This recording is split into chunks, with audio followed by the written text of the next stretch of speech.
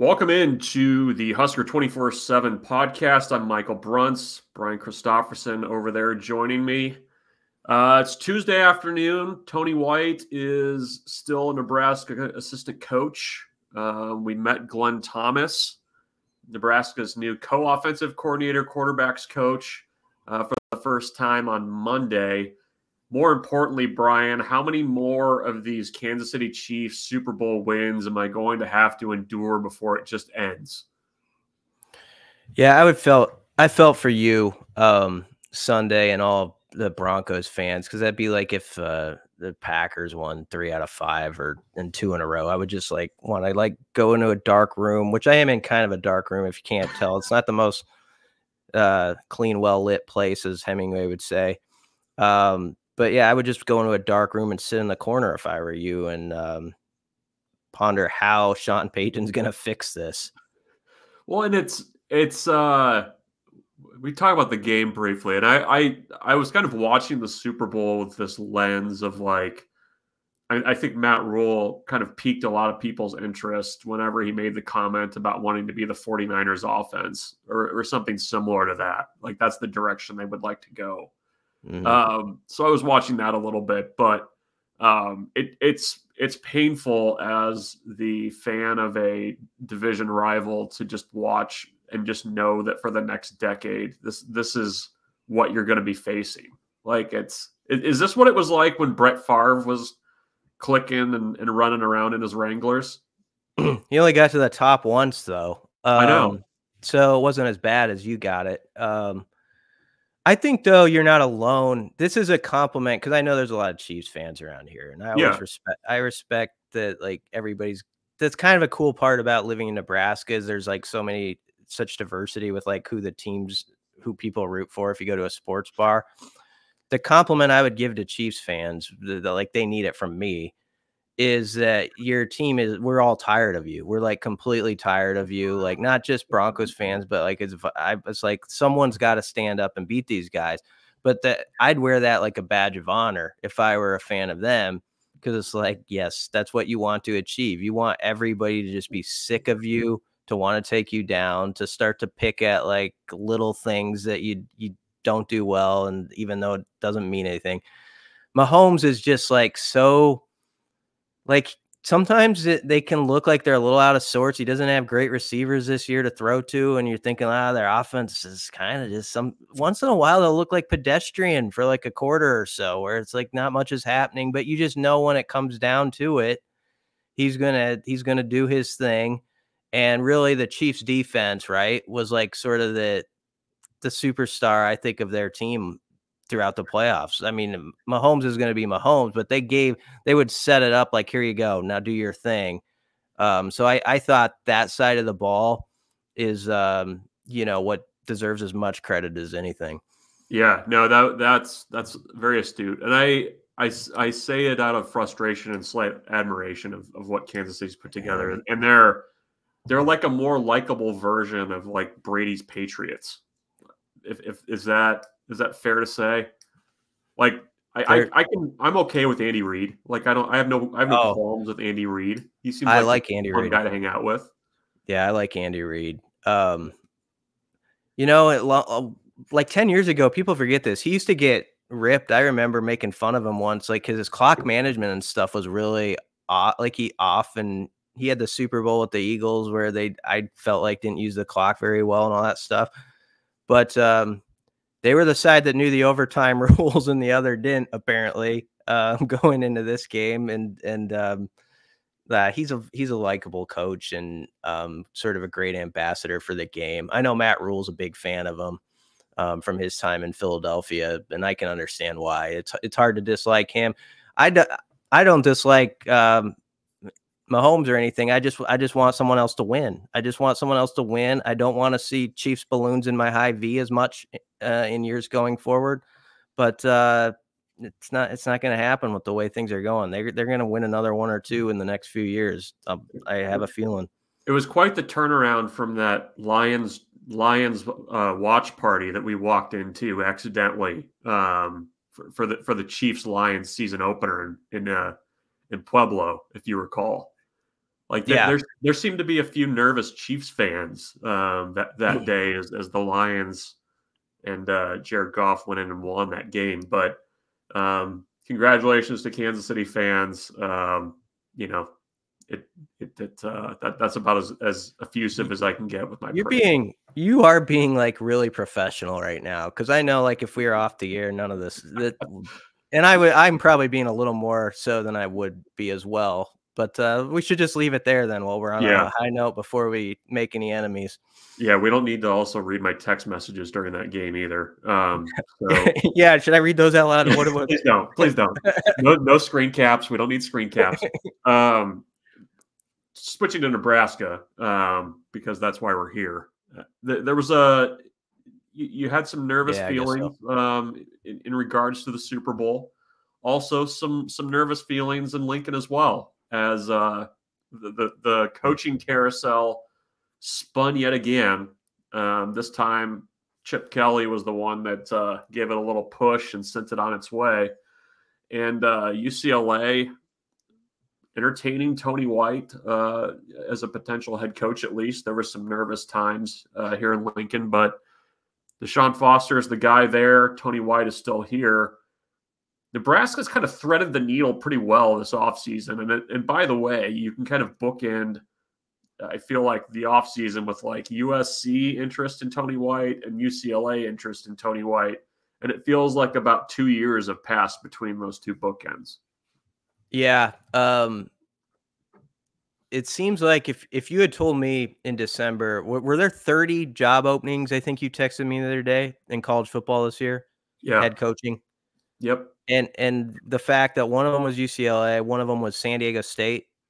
If you had told me in December both of those are going to pop open, I would have probably bet like Tony's not still here.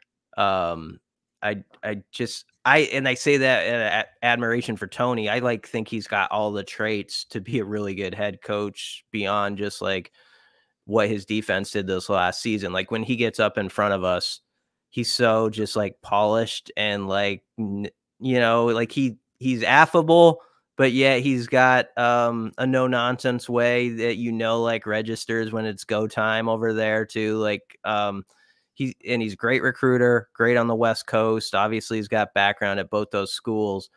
As you know, and those are texts we probably could read. We were talking throughout the weekend. I thought it was a legitimate threat, the UCLA thing. I really did.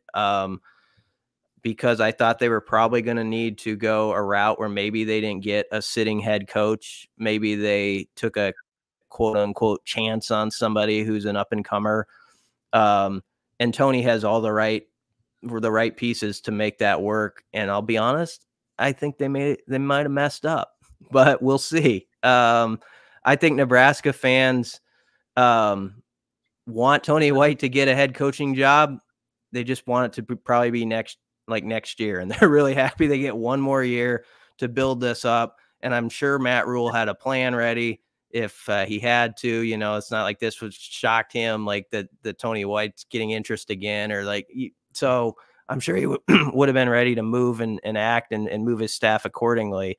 But they were had so much momentum, Bruntz, on that side of the ball last year. You just want to see it take off one more season with Ty Robinson and Nash and some of these guys, Isaac Gifford. Well, they still have them here. And I think that's the exciting part. And Tony's going to be a great head coach at some point, no doubt in my mind. Yeah, I think, Nebraska fans want to think that somebody's going to be around for years, but, I think it's a good problem to have, I think, if your coaching staff is being pursued by other staffs in other schools. The problem, maybe not problem, but I think ideally you would like to have that happening after, say, like a 9-3, 10-2 season versus a 5-7 year where you felt like you were finally building things a little bit. I agree that I think it's probably going to happen for Tony White sooner than later, much sooner than later. But, I do think, when you had so many of those guys coming back for a sixth year, so much momentum, you were finally, you had continuity there. I think another year of that is really attractive to everybody over there. I mean, I think they feel the potential that's there, and you've done the 100 level class now in that first year. You're kind of up into the electives a little bit where you can add more to that defense. You have a lot of pieces in place. So I mean, that's still an arrow up group. And, if they can start getting turnovers, I mean, the sky's really the limit for that group. This staff, I mean, Nebraska came out of this, and we'll get to the Glenn Thomas thing, but they all kind of connect here. With Tony White still here, and then Rule lining it up with his offensive staff, like exactly like he probably wanted it the first time, with Satterfield as the OC and coaching tight ends. And then you get Glenn Thomas, who they're very familiar with and has a very good resume with QBs. This has worked out as well as any offseason I can remember, like in recent time, sort of assistant staff wise for Nebraska. At this point, knock on wood, I guess anything in this day and age can happen and changes still can be afoot, but it feels like it's a little bit more set now on concrete. And if you go back again a couple months ago, I would have not banked on just everything going as seamlessly as they sort of have for Nebraska, as far as keeping things intact. And okay, we want to move this one piece on offense, and it goes exactly like everybody kind of thought it would. It's just been very non-dramatic, and it felt like that's a rarity nowadays in college football with all the movement that happens. Yeah, I mean, everybody jokes about Nebraska kind of being the offseason national champions every year, but this year in particular has felt a little less roller coastery. I mean, you had obviously the way the recruiting class kind of came together in December was a pretty big high with Dylan Raiola, but beyond that, I mean, I think it's been a pretty quiet, steady offseason. Like, I don't think there's been too much that's been a surprise over there, really. The Glenn Thomas piece of it is interesting to me because, this is another piece where, Nebraska had the opening that they were going to fill and kind of move things around a little bit in terms of who's handling what and that kind of thing. But, from what Matt Rule said, from what Glenn Thomas said yesterday, the opportunity was extended, it was accepted, and they were just basically waiting for Pittsburgh to get eliminated in the NFL playoffs. So we met him yesterday. He's talked twice, I believe, publicly. What did you kind of make of yesterday's session? I mean, I thought there were a few interesting things he said. He sounded like somebody that is still very much like learning who's there. Like, he didn't really have a ton to say about the current quarterbacks, was still getting to kind of know them and what they do well. But the interesting thing to me was more about kind of process and how you put an offense together and how these guys have worked together in the past. Because I think that piece of it is much more interesting to me with what he can bring to that offensive coach's room.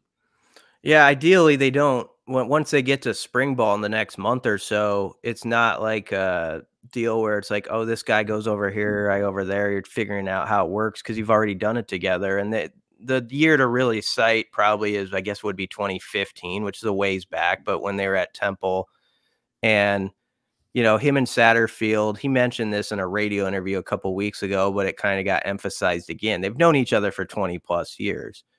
So this isn't a deal where it's like, I think, like a threatening situation to Marcus or anything. But Satterfield was like the guy who like helped, bring him to Temple. Like he didn't know, Glenn Thomas didn't know Rule before that. And so that relationship seems pretty tight. They seem to like have some of the same ideas about how to do stuff on offense. And the way he framed it is the way Rule operates, and also the way Satterfield operates, is everybody's got a voice, and like how this is going to be put together. And so, last week Rule told us the CO stands for collaborator. Glenn Thomas was sort of saying everybody's a little bit of a collaborator in their own way, with this offense. Like, we want to put all the good ideas on the table and then you sort it out, and nobody's got a big ego about it. So I believed it because they've done it before. It's a journey they've taken together. And, you know, I think it's like a no-brainer hire to me. Like, we can overanalyze stuff sometimes. You know how Bruntz sometimes guys, like coaches, you'll look at their bio and they'll have like 6 or 7 players that are kind of attached to him, like, oh, this guy got to the NFL, and some of them are legit. And then sometimes, and I'm not speaking just on Nebraska coaches, I'm speaking like all across the country. Like, once in a while, you'll see a bio where you're like, yeah, you're kind of taking credit for a guy who was a little bit like self-made, right? Or like he was already on his road and you had him for 1 year. I was thinking about Glenn Thomas' bio, and like PJ Walker and Brewer and the kid from UNLV mentioned, who was like a freshman of the year in that league. All of them are legitimate. Like, he was there, like sort of on the ground floor of it as they were building. And so I think he's got like a legit bio is what I'm getting at. I really think he has like players he has really helped improve at that position at a time in their careers when they were really trying to figure stuff out. So he's kind of done this dance before with freshmen and having 3 QBs and not knowing exactly who's where yet. We kind of think we do on the outside, but he's not probably looking at it that way. So I like all the things about it, and I would, if that sounds like homerific stuff, so be it. I just kind of feel good about that hire. Yeah, the point you just made about, you know, in his past, they've played multiple quarterbacks in a year. They've eventually landed on a younger guy, kind of being the guy and developing them.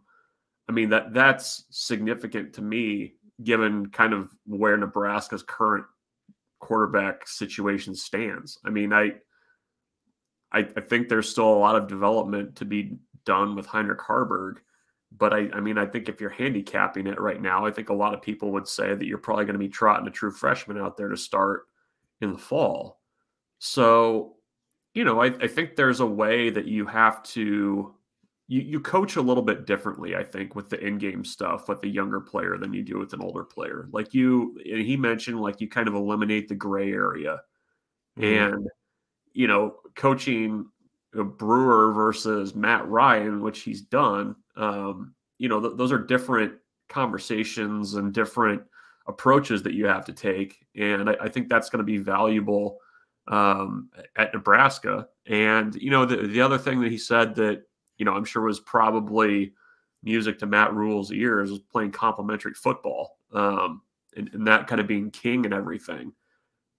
Nebraska didn't do that very well last year. I think that was the goal, to do that. But, I mean, they really didn't offensively for any large stretch. So if they can get closer to that, I mean, they'd be in a pretty good spot in 2024. I mean, I don't think they need to be a top 10 offense to have success next year. I mean, if you can just get to the middle of the pack, that would be a pretty big lift. But I think you could also do something with that when you have a defense that's going to be as good as I think a lot of people think they're going to be. If you had the same defensive metrics as you had last year and you got your offense into like the 70s, like, you know, nationally, and you got turnover margin into like, let's say top 50, we're not even talking like top 10, like top 50 or maybe just a little bit plus, which is that's a big ask right now from what we've seen around here. Like, I don't even know if that's possible. Like, honestly, like 2016 was the last time, right?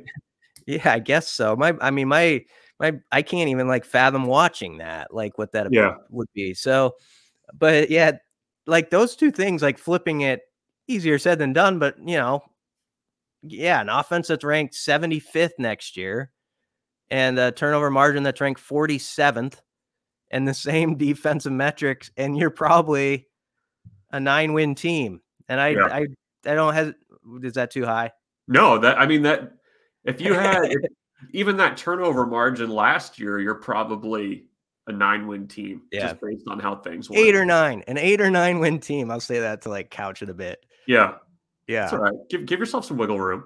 You're an 11-win team, and we're talking about You're squaring off against Yeah. Michigan in the national championship. Yeah, like 12-team playoff. Yeah, I mean that's the. It feels like a big lift, but it probably should not be. No, and that's the way Teams to do look at that. it. Yeah, I mean, it's not we're not asking them to take a freshman, or they're not asking either, a freshman quarterback to like lift them into the top 10 of offensive ratings right now. So that's the beauty of it for like Ryle, if he's the guy.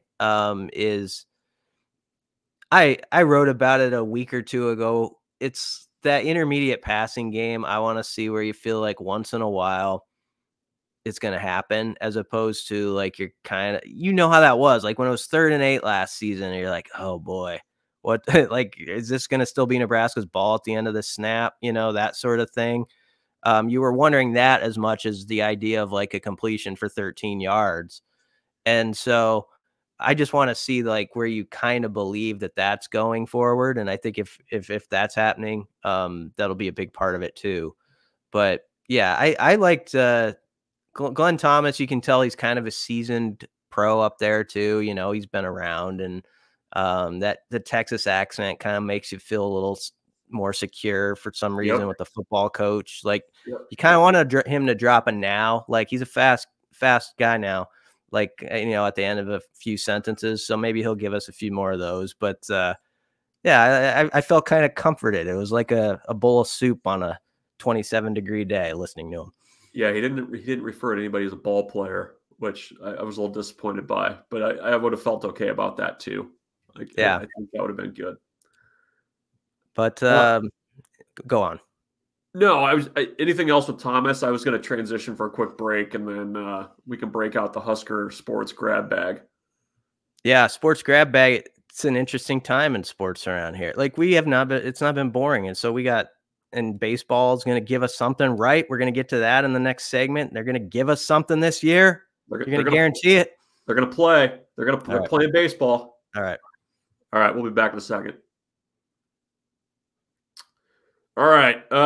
So we'll have a Husker Hoops cast. Is that what you guys are calling it? Hoops cast? Yeah, everybody's talking about it. I'm surprised like the name escaped you. I've been going back through old episodes, getting caught up on the format, how you guys do things, taking notes, fastidious notes. One thing we can probably leave out is the thing where you humiliate me by asking me about a player. To name a player, and I can never like come up with the name from the last 10 years. So okay, I actually have one ready.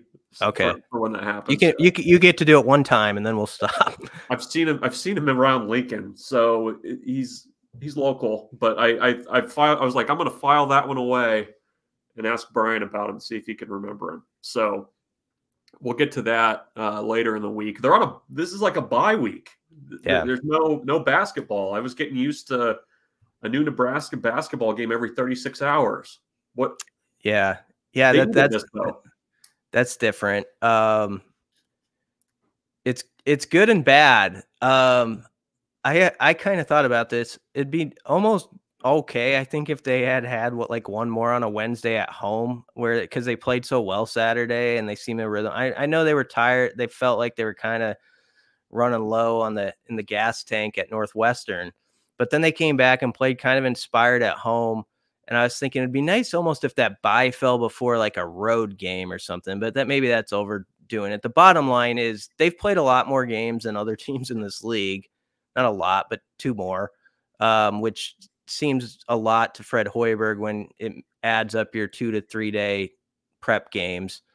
So they got to make full use of this. They gotta have a week where they get fresh, but at the same time, like in the middle of this week, you feel like you're pushing yourself a bit too, like I think you got to really walk a fine line here with how you handle it. So Penn State's coming in Saturday, and they are dangerous right now. They had won 3 in a row prior to this weekend. 2 of those were on the road by 14 and 15 points respectively. Ace Baldwin is a very tough matchup for people. And I know there's sort of this thought like, okay, you got Penn State, Minnesota, Rutgers at home. You can win it's just not simply done just like, okay, that's what happened. So they got to go out there and they got to have that defensive tenacity and like relentless way that they had from the start against Michigan. And I knew on the first possession that they were going to roll. I did. Like the way they played defense, they committed a foul with 1 on the shot clock. It was a kind of a cheap call, I thought. But they were just like, they were all over the place. You could tell Michigan was scattered, and it kind of translated the next few minutes. It's like, they're going to blow these guys out. And sure enough, they did. Do you think this team ever shakes that? Like you can generally tell, I think, within the first 5 minutes of a game, kind of where they're at mentally. Like, is that just who they are? Or are we far enough into the season that like, you just have to live with that if you're Fred Hoiberg? Yeah, I don't know. They've got it within them to be that kind of team on the road. I really do think that. The problem is they've struggled when they can't feed off the crowd for like those, like a 6 to 8 minute segment that just kind of does them in, like at Minnesota, you could go way back to then, in December, like there was a part like where they're up like 15 and then suddenly it was down to 2 in like 5 minutes. And it just felt like inevitable what was going to happen then.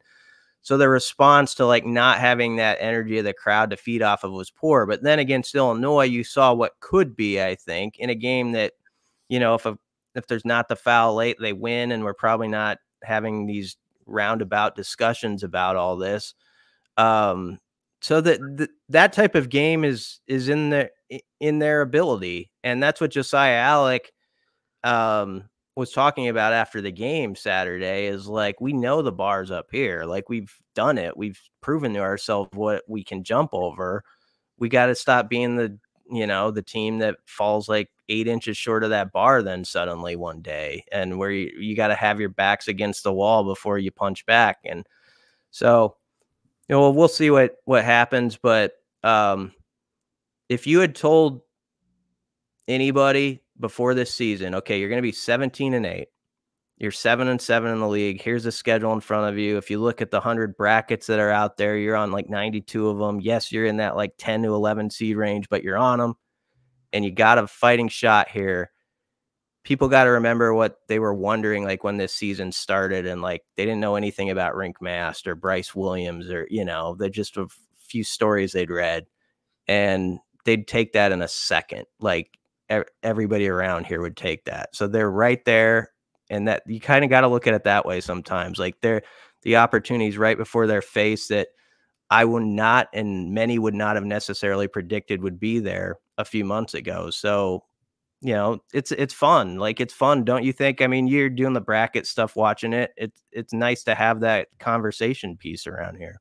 Yeah, I mean, I was talking to somebody the other day that, you've got baseball season starting this week. And, I think for a lot of years, it was, you got to the middle of January and you were already kind of looking ahead on the calendar of like, okay, when does spring football practice start? And I know that people are still doing that, but I mean, it's happened so infrequently around here that having meaningful basketball in the middle of February, it's new and it's exciting. And like, there are not many better places to watch basketball when it matters than Pinnacle Bank Arena. Like it's just a different place, and it's kind of fun that's happening. And even stupid stuff like you're looking at like West Coast Conference games to see who you have to root for that night for bubble stuff. Like it's in the weeds, but it's kind of fun to be there, and it's a good problem to have. The biggest thing, you could take this to a lot of Husker sports, save for volleyball. The biggest thing that Nebraska fans have been cheated out of the last 5+ years, when you count football struggles and basketball sort of routinely being bad, is caring about what you're talking about, all those other games. Like I talk to people all the time with college football who they do not pay attention or haven't as much to the other games that are happening on Saturday, because one, they're either just dejected because Nebraska lost. It's like, I don't really like, it's how you feel if the Broncos lose. Maybe I was like, I'm going to stay away from football for a bit. And the second part is like, it doesn't impact them. Like, it's not like Nebraska can move up the rankings and so with the basketball stuff, that's what's happening now at the bracket. You're right. Where like, we've got it on our board where they're following, like, these are the 3 games you got to watch tonight and all that stuff.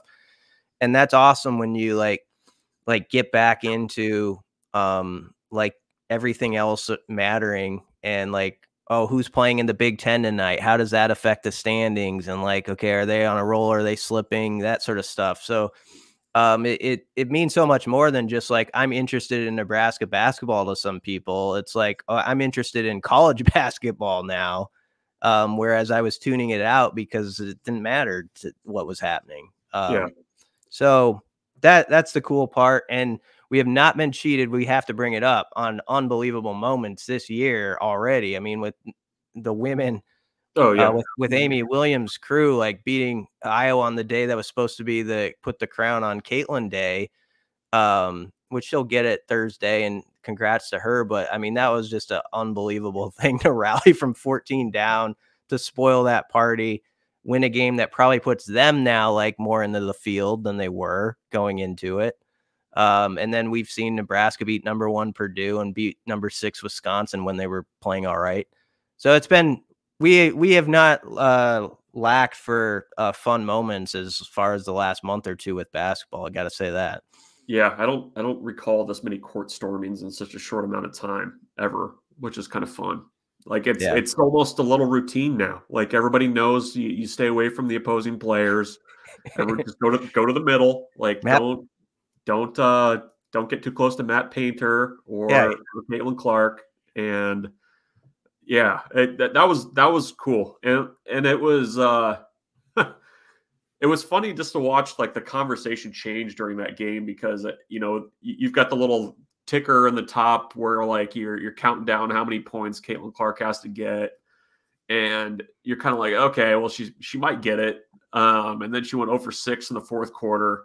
And then you're like, oh crap, if they go to overtime, I mean, she might get it there too. And then I was just kind of curious as just a thought exercise, like how Nebraska would have treated that if she would have gotten it on their home court. Like, you stop the game, you go to the ball, like, do you do nothing? Like, how do you? They would have done. I was told they would have done some little acknowledgement, depending on when the timeouts were called and that kind of thing. But I would not have hated like a heel turn where somebody just like grabbed the game ball and chucked it to the crowd or something like that.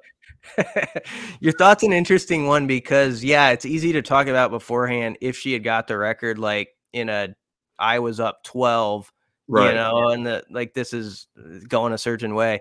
But if she had hit a 3 or something to go to OT, and then it's like a 1-point game with like a minute and a half left, and she got it in overtime.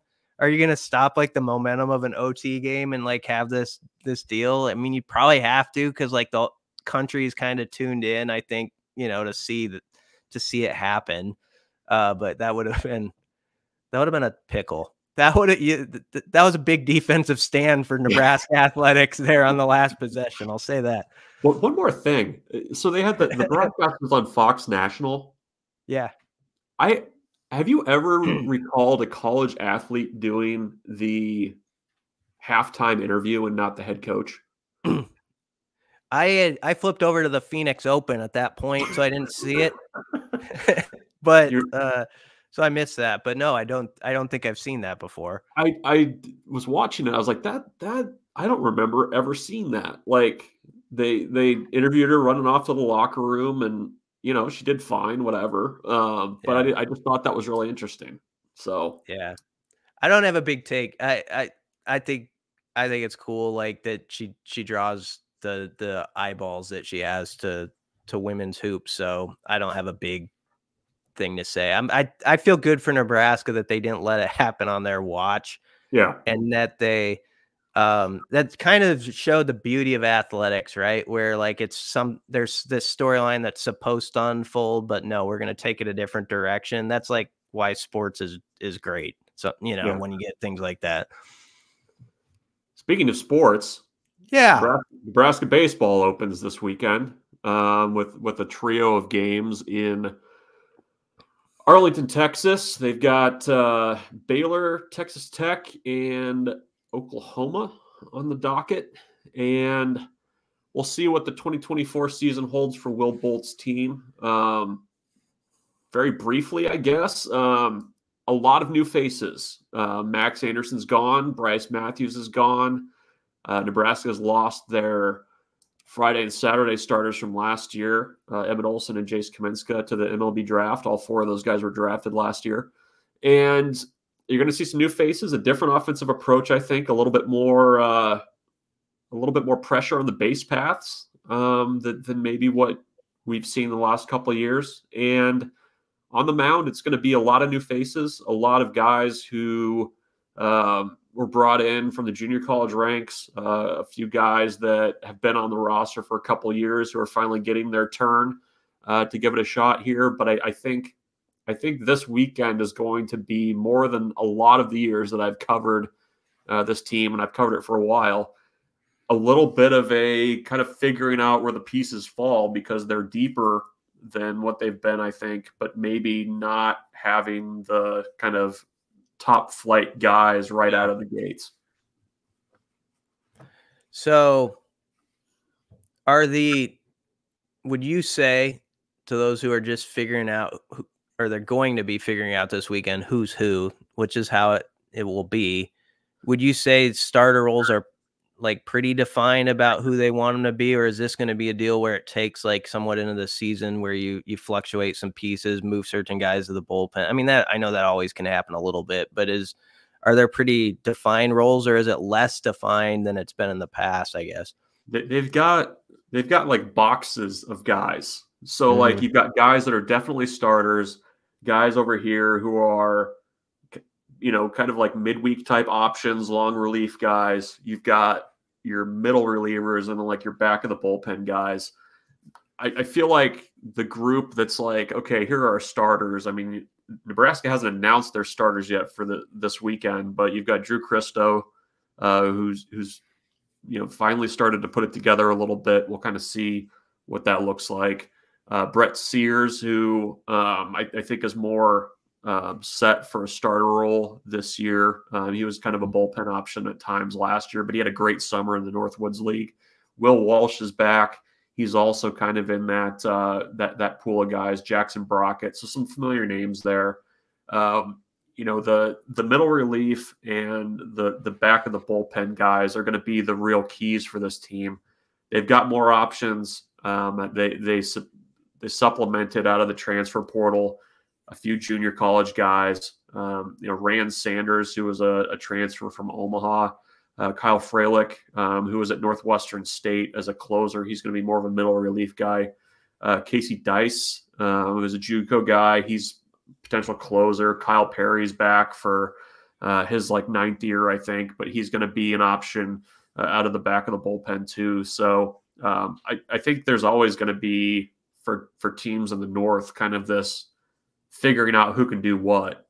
Yeah. And I think for this team especially, there's a strong chance that guys that going into this weekend that are considered like starters 4 through 6 or 4 through 7 could potentially end up, in the weekend rotation if they show that they can handle it. I really feel like from a distance, depth needs to pop for this team, because I thought last year, they would get scraped up in these midweek games. And I know sometimes it's like, okay, that doesn't count in the league standings, whatever, but it can damage you a little bit in the metrics. But also, I think it damages momentum somewhat, and like the morale around the state a little bit, like when you lose to Creighton or Omaha or somebody, and like people who don't follow it on the daily are like, oh, they lost to the Mavericks, that sort of thing. And so I really feel like they got to find that like 2 to 3 reliable arms or something like in the midweek that are young or whatever they are that kind of take you through those with a pretty solid record there. Yeah, no, it's true. I mean, they got beat a lot. They've been beaten a lot by Omaha the last couple of years. And a lot of that is they just have not had the depth of arms to trust somebody to start on a Tuesday or a Wednesday night and against South Dakota State or North Dakota State, or I mean they struggled with the Summit League last year. That's just where they're at. I think the depth will help. I think the lineup. I think last year it was a team that was very comfortable with playing from ahead. I mean, if they jumped on you in the first couple innings and they had the ability to do that, they were just gonna basically ride out the match. And when they fell behind early, you could almost kind of pack the bats up and head for the bus because they probably weren't going to be coming back. So I think they're going to force the issue more in the base paths. I think two guys to know in the lineup: Caden Brumbaugh, who was injured last year, but he was an Oklahoma State transfer. He's going to be a second baseman, probably your leadoff hitter. And then the number 2 hitter, Riley Silva, who's out of the junior college ranks, stole 47 bases last year. Center fielder. I think those two guys are going to be the table setters and kind of be the energy guys. Think kind of like what Nebraska did when they had Jackson Hallmark at the top of the lineup a few years ago. So I think that's the hope. And, we'll see how that goes. But that's just a brief overview of kind of where things stand going into the season. And the teams they're playing this weekend sounds like teams with guys who have a lot of good suntans from being in the South. So that's intimidating when you see how tan those guys are and you're not because you've been in the winter. Seems like some tough matchups off the bat as usual. It is. I mean, they have scheduled more difficult this year. I mean, this is a big opportunity for them in the opening weekend to get a couple wins that are going to catch some attention. And they have scheduled the Summit League teams in the midweeks less. They've added in Wichita State and Kansas State with the eye that will potentially help them RPI wise, because you go back to last season and basically by the time the calendar flipped to April, Nebraska already knew that it was going to have to probably win the Big Ten to get into the NCAA tournament. So they're hoping to avoid that scenario and make themselves a little bit more attractive RPI wise than what they've been in the past. But it's an opportunity, but it's also a tough one because you're rolling right into the start of the season and you have to win some really tough games. My last question is, do you have preseason prognostication? Do you have sort of where you think like Nebraska is thought of in the Big Ten right now, or is it tough to gauge, or like how would you like guess the league going into it? It'll be interesting because it comes out on Thursday, and the conference coaches always pick a top 6, and very rarely have they gotten anywhere close to what the top 6 looks like. It flips around. Yeah. If you're not on that list, it's like, okay, we've got a shot here. But Iowa's going to be picked to win the league. I think Indiana's probably going to be in the mix as well. I think Rutgers maybe. I think they've got some guys that can play a little bit. I would say Nebraska's probably in that like 3 to 4 range right now. And I think part of that's just there's volatility there because nobody knows what they have. Like there's so many unknowns about this team that they could be picked 5th and easily outplay that. But there's just a lot that kind of has to play out to kind of see what Nebraska has. Interesting. I feel like Will Bolt thinks they've got something, don't he? I mean, they've kind of done a lot of work behind the scenes when no one's been paying attention with the roster. I think they feel like they've got guys that line up more with kind of how they want it to look. And I think Rob Childress obviously being more involved with the pitching staff will be really important because he's one of the best. He has been one of the best for a long time. And I think guys are really, everybody's throwing a slider now. That's what you do if you're coached by Rob Childress. You throw a slider. I think even if you interview him, you kind of have to start working on it just to get him get. You have a ball in your hand while you're interviewing him, like kind of showing your grip is right and stuff. Yeah, you got to run that thing up to 86 and throw it hard. I think that's the key. But that's Nebraska baseball. They start Friday morning at 11, so set the coffee early. Nebraska basketball plays at 11 a.m. on Saturday, right? Yes. Yeah. Mimosas and Nittany Lions. Yep, there we go. But big game at 11 a.m. Yeah. All right. So we'll be back with a Hoops cast, Husker 247 Hoops cast later in the week. We'll really dive into things. I'll try to stump you with a player that I'm thinking You of. will. And for Brian Christopherson, I'm Michael Bruntz. Get to Husker 24/7. We got lots of coverage. We're kind of already turning an eye to spring ball too. They're in a dead period. Mm-hmm. Coaches are self-scouting, and so are we. So get to Husker 24/7 for all of your sports coverage. We'll be back later this week.